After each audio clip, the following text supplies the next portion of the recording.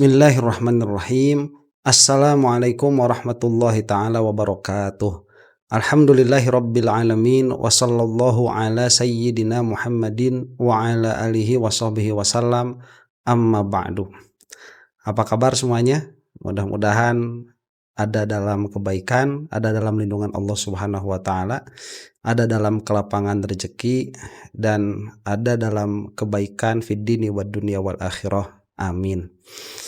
Kali ini kita akan membahas lagi-lagi Egy Sujana ya. Setelah sebelumnya sebetulnya saya sudah tidak mau membahas Egy Sujana. Makanya setelah video terakhir itu saya tidak membuat video Egy Sujana lagi. Karena ya hiruk-pikuknya ada kan, sampai Bu Eli itu berantem tuh sebagai seorang pengacara dengan ibu-ibu yang mendukung perjuangannya Roy Suryo dan kawan-kawan. Saya tidak membahas video itu karena memang sudahlah kita membahas perkara yang lain begitu. Tapi memang masalahnya Egy Sujana ini masih menginginkan panggung perhatian. Yang mana sebetulnya kita itu simpati lah kepada Egy Sujana. Karena perjuangannya begitu ya, selama bertahun-tahun itu mewakili suara rakyat, dalam pengertian bahwa rakyat yang kritis itu membutuhkan wakil untuk berbicara dan pembicaraan yang didengar. Itu yang kita butuhkan. Dan kebetulan Egy Sujana itu sampai saat kemarin begitu ya, belum pernah sejajar dengan pemerintah, belum pernah sejajar dengan kekuasaan. Makanya kita simpati tuh dengan gerak-geriknya. Nah, sampai dipidanakan oleh Jokowi dan pada akhirnya dibagi-bagi klaster itu pemidanaannya, dan kemudian Egy Sujana meminta SP3 kepada Jokowi. Nah, berhenti di situ. Kalau saya pribadi begitu ya, belum antipati kepada Egy Sujana, malah yang ada adalah rasa empati. Jadi berpindah dari simpati kepada empati karena memang ya sudah sepuh begitu. Kemudian pengakuannya juga kanker stadium Gelora Bung Karno. Stadium 4 ya. Kanker stadium 4. Kemudian bla bla bla lah kesananya ya, banyak sekali yang kita memang bisa empati. Sehingga saya berpikir begini lah, mungkin ini Egy Sujana sudah tua dan dia sudah merasa capek begitu. Yang mana pada akhirnya wajar kalau dia meminta pengampunan. Meskipun yang lain banyak yang kecewa, kalau saya tidak saat itu begitu. Sampai ya, saya tidak membicarakan Damai Hari Lubis dulu nih. Sampai Egy Sujana itu pergi ke Malaysia katanya untuk berobat. Itu kan sangat ikonik sekali begitu ya, pakai laken kemudian pakai kursi roda. Jadi koboi berkursi roda tuh pada akhirnya. Sampai keluar kata-kata sok jagoan kepada Roy Suryo. Nah, di situ saya merasa agak aneh begitu ya. Lah kok begitu sih? Kok ada serangan sih kepada orang-orang yang masih menjadi suara kita begitu ya. Karena mau tidak mau kalau bagi saya Roy Suryo itu dan kawan-kawan itu adalah suara saya, dalam pengertian saya merasa diwakili oleh beliau-beliau itu. Ya karena saya kalau harus ke Jakarta jauh ya, bolak-balik Jakarta Garut tiap hari repot. Nah, serangan itu membuat saya agak kecewa begitu lah. Kok begitu ya? Bukan hanya merapat ke Jokowi, bukan hanya meminta SP3, tetapi juga seolah-olah merapat kepada kekuasaan yang akan pudar begitu ya, atau yang sedang pudar, yaitu Jokowi. Malah menjadi amunisi baru tuh buat para termul. Setelah itu datang ke Malaysia memamerkan mobil baru itu. Nah, itu mulai itu agak sebel. Ya, nah kok gini sih orang? Kenapa agak sebel? Karena pada akhirnya yang dibicarakan oleh RRT dan kawan-kawan saat yang bersangkutan ini meminta SP3 itu terbukti begitu ya, pengkhianat. Bukan hanya meminta pengampunan, tetapi juga menyerang orang-orang yang masih berjuang. Setelah itu sengaja Egy Sujana itu balik lagi ke Jakarta, balik lagi ke Indonesia untuk melaporkan Roy Suryo dan kawan-kawan. Di situ tambah enek saya itu. Ini orang ya kalau misalkan masih mau panggung begitu, nggak usah lah bilang-bilang sakit dan lain sebagainya. Udah bilang saja mau pindah haluan begitu ya. Dan yang bersangkutan ini vague, dalam pengertian dia itu abu-abu pada akhirnya, karena oleh termul juga dibenci begitu sekarang. Pada akhirnya kepada Roy Suryo dan kawan-kawan menyerang. Itu saat melaporkan. Kemarin ini ada berita baru lagi. Ini pamer mobil lagi. Yang mana menurut saya kampungan begitu ya. Flexing karena nggak bagus-bagus amat. Mobilnya juga biasa aja. Yang bersangkutan ini flexing mobil baru. Dan ini menjadi bahan tentu saja bagi Tremul untuk dibahas. Setelah itu juga melaporkan 2 orang ya, Roy Suryo dengan siapa begitu. Karena sebelumnya melaporkan Pak Khozinuddin kalau tidak salah. Nah inilah yang akan kita bahas ya. Ini kita akan melihat setidaknya 3 video. Yang satu flexingnya si Egy ini dengan mobil barunya itu, kampungan sekali sikapnya. Kemudian konferensi pers yang melaporkan Roy Suryo. Dan kalau ada waktu kita akan melihat mungkin ini adalah influence buruk bagi Egy Sujana tuh. Siapa? Pengacaranya yaitu Eli dan Eti. Eli dan Neti gitu namanya itu ya. Tapi orang-orang itu kalau nulis Eli dan Neti itu macam-macam, ada yang disatuin Eli dan Neti, ada Eli ya dan Neti begitu, macam-macam lah. Saya tidak terlalu mengetahui nama di KTP-nya apa. Kita akan saksikan dulu nih flexingnya Egy Sujana. Bang Egy mobil mewah lagi nih. Jangan bikin panas orang sih. Kita halal. Oh, halal. Ya. Nanti kalau BPKB jadi periksa lagi gimana bang? Oh bagus. Bagus. Lihat aja. Ya sebentar, kalau saya mah nggak menuduh itu uang haram ya. Halal ya silahkan begitu. Cuman kan tadinya naik kursi roda ya ke Malaysia itu. Ternyata SP3 itu bukan hanya menghentikan proses hukum, tetapi juga menjadikan Egy Sujana sehat ya. Ya sampai sini dulu kita bilang alhamdulillah ya, baik, bagus. Listrik. Oh iya. Oh, inflasinya juga nih bang. Baru itu jelas. Mantap, luar biasa bang Egy. Tapi maju terus bang. Kami bersama abang. Oh iya. Iya. Sebentar, saya tidak tahu orang ini siapa yang di sebelahnya Egy Sujana. Yang tahu silahkan komentar di bawah ya. Tremul atau bukan begitu. Karena saya nggak tahu orangnya siapa. Ini mungkin yang pernah sama ada Eli dan Neti ya di beberapa wawancaranya itu, yang suka pakai kacamata mungkin. Yang intelektual itu tidak boleh bohong. Iya. Boleh. Kalau bohong ya cemen. Sebentar, nah ini Egy Sujana nggak paham. Saya kira tadinya yang bersangkutan ini kan ahli filsafat begitu ya, ahli mantik, kemudian tahu ilmu kalam sedikit banyak. Ternyata yang bersangkutan ini Egy Sujana ini tidak bisa membedakan antara bohong dengan salah. Karena di dalam ilmu kalam yang namanya salah itu bohong, yang namanya bohong itu ya salah. Karena yang namanya bohong atau salah itu murodif kalau dalam bahasa kita ilmu kalam itu. Saya tidak mau mendalami itulah. Yang jelas Egy Sujana ini bodoh begitu. Kalau mengatakan yang namanya ilmuwan itu tidak boleh salah, boleh salah tapi tidak boleh bohong, itu pernyataan yang bodoh itu. Ya, dilihat dari segi pengakuan yang bersangkutan bahwa dia itu ahli filsafat dan lain sebagainya. Nah, kita lanjutkan lagi ya. Oke, Bang Egy.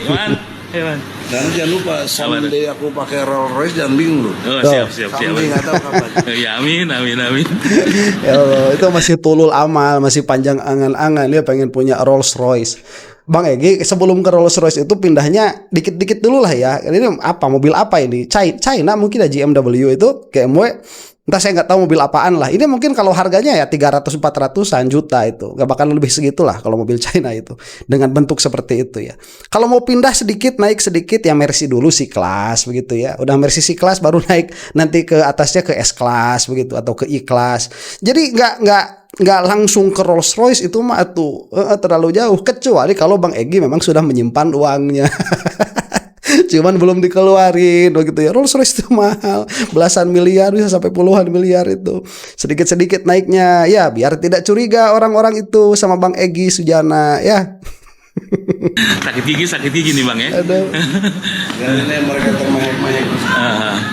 Yang penting kita tidak curi uang-uang. Iya siap. Tidak korup, tidak bisa disuap. Iya siap. Tidak bisa disuap, tapi bisa dibeli sama SP3. Sama aja Egy Sujana ya. Nah ini begini dulu ya, karena Egy Sujana ini sepertinya lagi liar-liarnya begitu ya, sedang merasa powerful karena biasanya itu berseberangan dengan penguasa, sekarang seperti punya amunisi ya dari penguasa yang sudah tidak berkuasa tapi masih berkuasa. Joko Widodo itu. Ini agak sedikit jumawa. Kalau saya begini ya, Anda itu Egy Sujana adalah tokoh publik dan Anda dikritisi oleh publik, itu adalah sebuah hal yang wajar, yang lumrah. Yang mana pada akhirnya ya saat Anda itu berusaha untuk memenjarakan Roy Suryo dan kawan-kawan, itu menjadikan kita kecewa begitu. Dan di kekecewaan itu, karena kita di dalam negara demokrasi, kita sampaikan, kita utarakan kekecewaan itu. Dan ini sedikit banyak begitu ya untuk melindungi perjuangan, karena pada akhirnya di dalam media itu, di dalam ruang publik, yang sangat mahal harganya adalah persepsi publik. Dan kita di sini kan sedang bertarung narasi publik sebetulnya, sebagaimana yang dilaksanakan oleh Egy Sujana ini. Itu nanti akan kita bahas waktu yang bersangkutan mengadakan konferensi pers ya setelah video yang ini nih. Jadi sebentar, kalau termehek-mehek itu bukan masalahnya Egy Sujana mau punya mobil atau apa, kampungan banget begitu ya, kagak. Kita nggak ada urusan kamu mau punya mobil kayak mau punya lapangan bola kayak kankernya pindah gitu ya dari stadium 4 jadi ke stadium Bung Karno. Apa kita urusan kamu itu. Bukan itu jadi masalah. Masalahnya itu sikap kamu seperti ini. Ini yang menjadikan intrik bagi kita untuk mengomentari begitu. Karena ini adalah perang di dalam perjuangan narasi publik. Itu yang ada.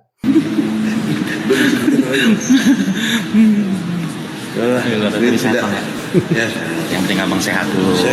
Biarin yang lain pada cuap-cuap. Kalau jalan dekat nggak perlu kursi roda. Oh, nggak kursi roda, Bang. Mohon di kalau perjalanan dekat nggak perlu kursi roda. Itu ke Malaysia itu kan nggak pakai kursi roda, baik ya. Kan ke terminal naik pesawat. Itu dekat, kalau jalan segitu bisa. Jalan dari tempat tunggu itu dari terminal mungkin ya, dari terminal ke gate itu sampai masuk ke pesawat itu pun nggak perlu pakai kursi roda. Di mana ada aja. Itu mah udah kelihatan drama Egy Sujana pada akhirnya. Kalau Anda bersikap seperti itu ya, jangan salahkan kami tatkala kami melihat bahwa pada diri Anda itu ada drama. Dan itu sangat menyedihkan ya. Dan kenapa kita misalkan sampai membahas itu berlama-lama begitu, para pejuang-pejuang ini membahas itu berlama-lama agar supaya setidaknya ada sanksi sosial. Karena selama ini pada akhirnya kita itu merasa tertipu. Ya. Jangan-jangan begitu perjuangan Egy Sujana selama ini hanya karena menginginkan sesuatu yang mana pada waktu kemarin itu terlihat hanya menginginkan SP3. Setelah itu ya kelihatan boroknya, membabi buta pada akhirnya langsung menyerang orang-orang yang masih berjuang. Ini yang kita sesalkan. Nih kita akan lihat sekarang konferensi persnya Egy Sujana melaporkan, katanya sih di sini namanya Roy Suryo dan Ahmad Sobari.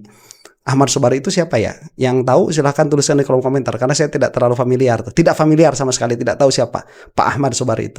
Kita lanjutkan. Pastikan Bang, bagaimana laporan hari ini, hari Jumat 6 Februari 2026 di Polda Metro Jawa Barat. Ini jam berapa? Jam 11 malam ya, Polda Jawa Barat ya. Baik, bisa disampaikan Pak Lawyer, silakan. Ya, alhamdulillah laporan sudah diterima. Ini laporan kepada RS dan SB ya. Inisialnya SB dan RS terkait unggahan video. Ya. Isinya apa kira-kira bisa disampaikan? Ya, isinya fitnah, penghinaan, pencemaran nama baik kepada Pak Egy Sujana. Ya. Ya, lebih dari itu menista. Iya. Menista. Sebentar ya, Egy. Yang dilakukan oleh Roy Suryo dan kawan-kawan sejauh yang kita lihat itu adalah mengomentari kamu, yang mana kamu itu malang melintang di ruang publik. Jadi bukankah itu juga yang selama ini kamu lakukan kepada penguasa-penguasa, kepada pemerintah-pemerintah itu? Apa? Dalam bahasa kamu begitu ya, memfitnah, mencemarkan nama baik, dan menista. Itu adalah perbuatan kamu terhadap pemerintah selama ini begitu, sebelum akhirnya kemarin kamu datang ke Jokowi mengemis SP3 itu. Kenapa saya katakan mengemis? Karena itu bukan dari pola pikir yang ajak, yang mana katanya dia itu datang meminta SP3 karena tidak bisa dipidanakan karena yang bersangkutan ini adalah pengacara, tetapi pada akhirnya pengacara sekalipun Pak Husainuddin diperkarakan sama Egy Sujana. Itu kan sudah acak-acakan di dalam berpikir tuh. Jadi pasal-pasal seperti ini ya, bedakanlah. Kalau misalkan saya punya tetangga, kemudian tetangga saya itu ngojek misalkan begitu ya, kemudian dia itu nganter nganter klien ngojek cewek misalkan, tetangga saya itu cowok, kemudian saya bilang, oh itu sudah berzina tuh, pulang dari hotel dan lain sebagainya, kedengeran sama tetangga saya, bisa tetangga saya itu melaporkan saya. Ini kan urusannya urusan urusan bersosial, urusan bermasyarakat, bukan urusan ruang publik. Kalau sekarang urusan ruang publik ditarik kepada pasal-pasal seperti itu, ini kan sama pola pikir Jokowi itu. Kamu itu adanya di publik dan kamu itu dilihat dan kamu sudah mendapatkan keuntungan dari sepak terjang kamu selama ini di muka publik dengan mengkritik pemerintah etc. Kenapa itu mendapatkan keuntungan? Karena kita menjadi tertarik hati kita kan sama kamu Egy Sujana sebelum kelakuan ini. Kemudian kita memberikan support dan sedikit banyak kamu juga mendapatkan keuntungan, entah fame itu ada nama besar atau apalah begitu ya.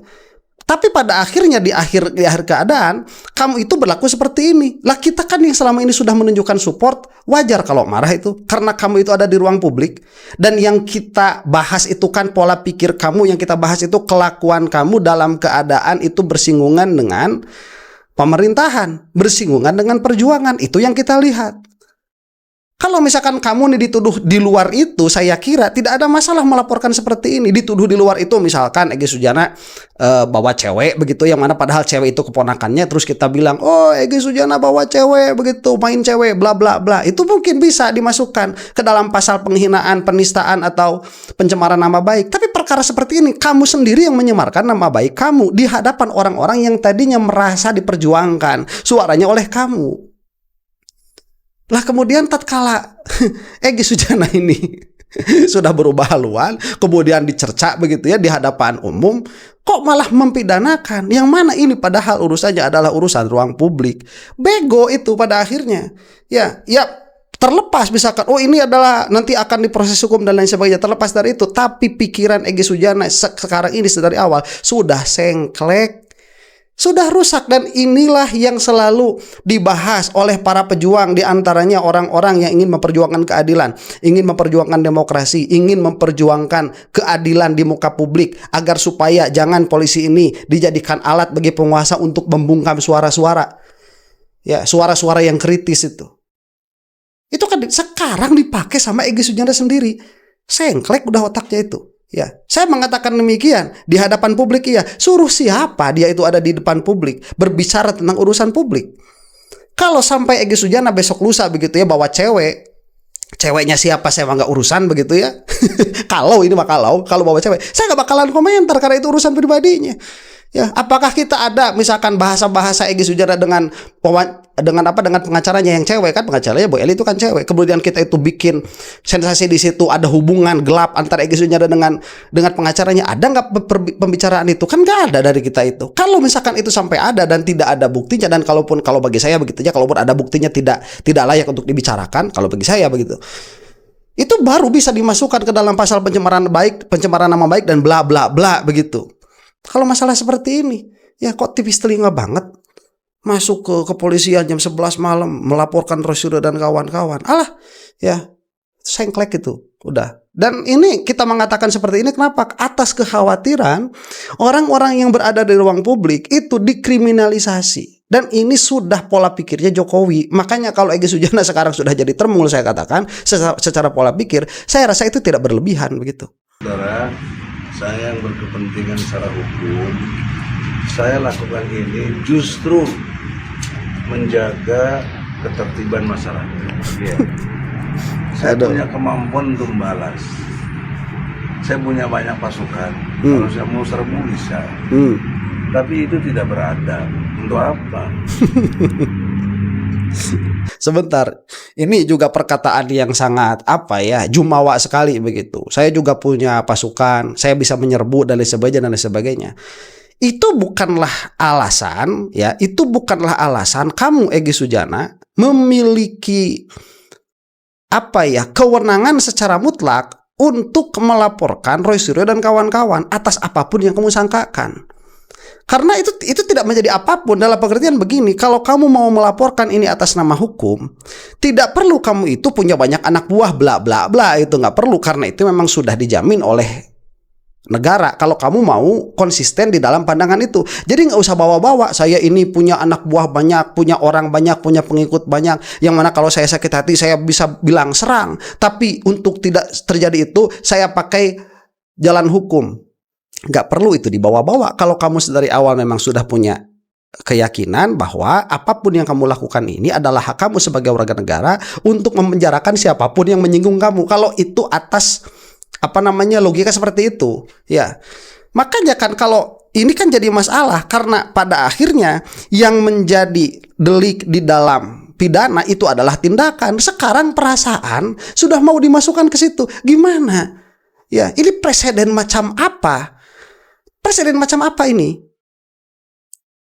Saya nggak habis pikir begitu. Seseorang kalaulah tadinya bukan aktivis begitu ya, tadinya artis begitu, dia bukan aktivis. Mungkin itu agak sedikit wajar ya, kita bisa mewajarkan.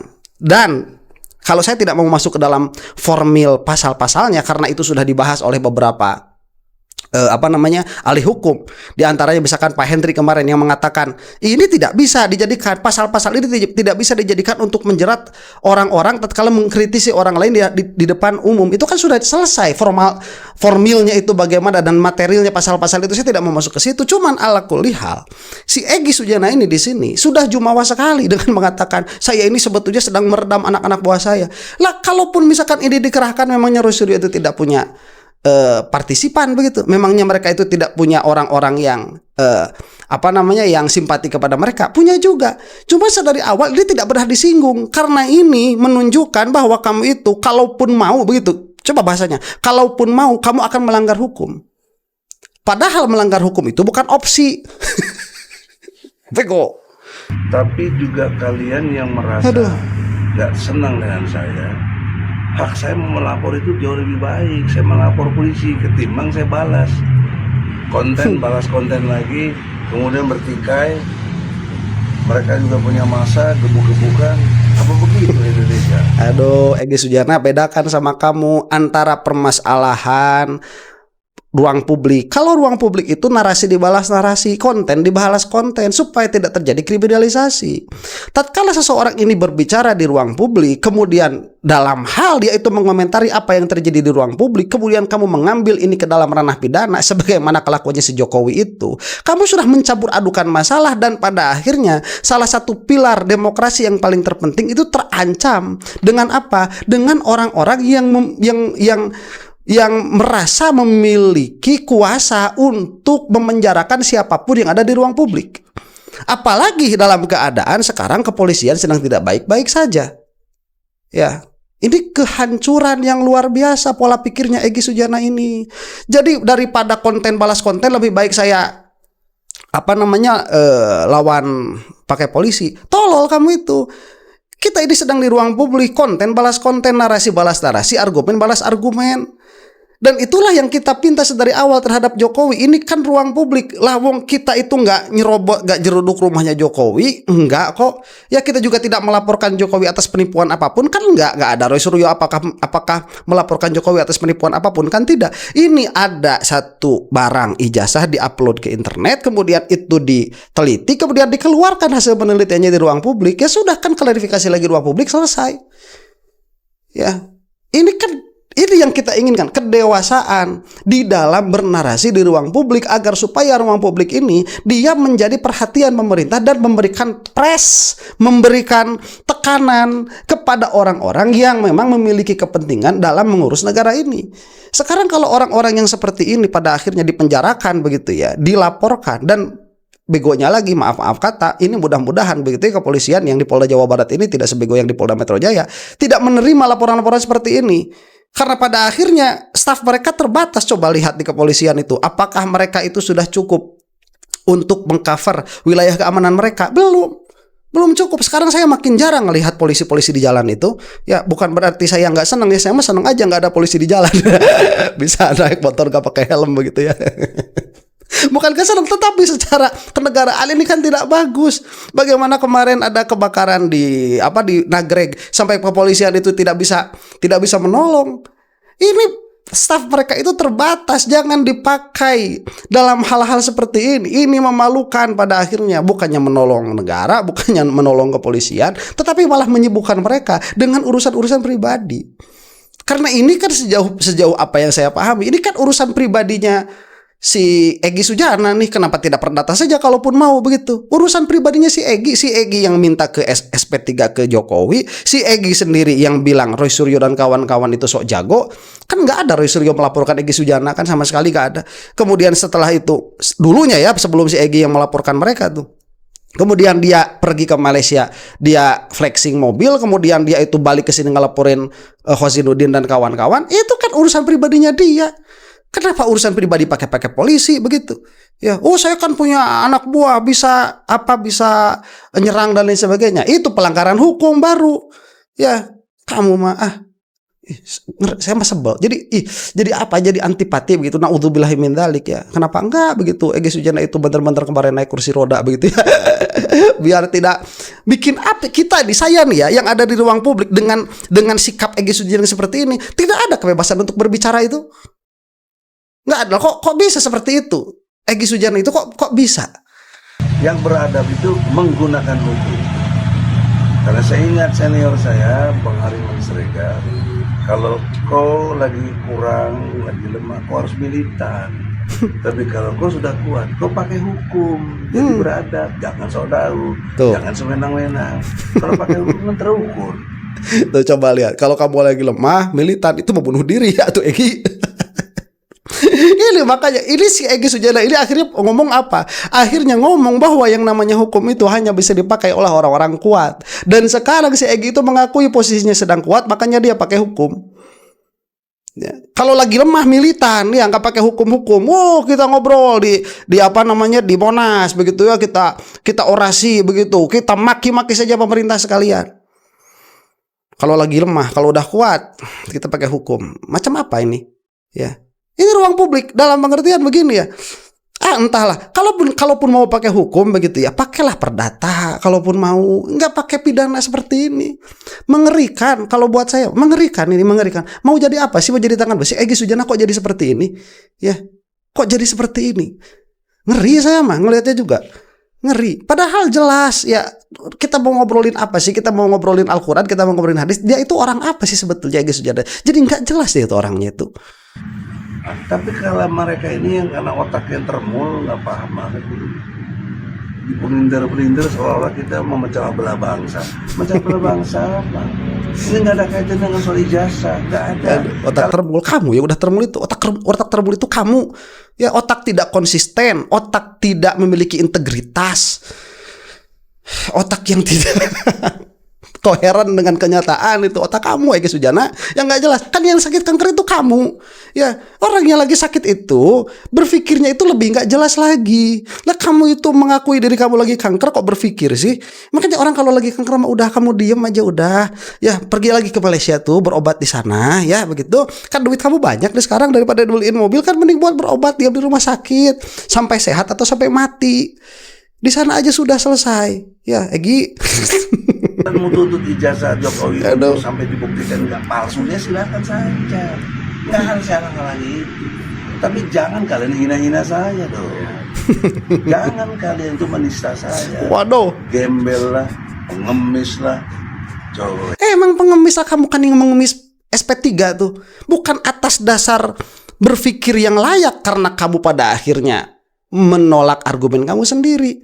Egy Sujana dah cowok yang nggak tahu diri lah. Emang ya, dah kamu sendiri yang begitu. Kamu itu adalah atas perbuatan kamu dan kamu menanggung resiko itu. Kalau sekarang pada akhirnya di ruang publik kita itu tidak bisa mengatakan kamu itu pengemis, karena memang pada kenyataannya kamu mengemis SP3. Terus mau jadi apa negara demokrasi kita ini pada akhirnya? Yang mana kamu itu layak untuk dikomentari karena kamu sudah berada di ruang publik dalam waktu yang sebegitu lama.